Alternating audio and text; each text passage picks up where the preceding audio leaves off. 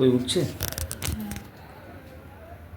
এই যে ছবিগুলো দেখছেন এগুলো মমতা শঙ্করের একটা ঐতিহাসিক বাড়ি। এখানে পণ্ডিত রবিশঙ্কর রয়েছেন, অমলা শঙ্কর রয়েছেন, উদয় শঙ্কর রয়েছেন, আমার সাথে দিদিভাই রয়েছেন।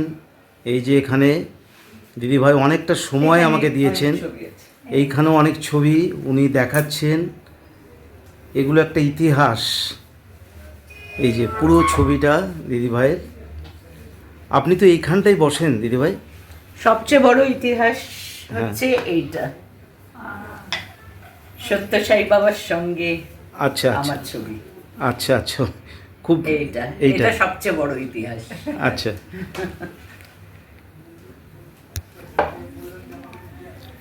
অনেকটা সময় দিলেন আমাকে। তুলি দাঁড়া একটু, দিদিভাই একটা নিয়ে নি একটু। আমার কন্যা, হ্যাঁ আচ্ছা আচ্ছা আচ্ছা। এই যে দিদিভাই, আমার মেয়ে, আমার ওয়াইফ, অনেকটা সময়, মধুর সময় কাটালাম, অনেক কিছু জানলাম।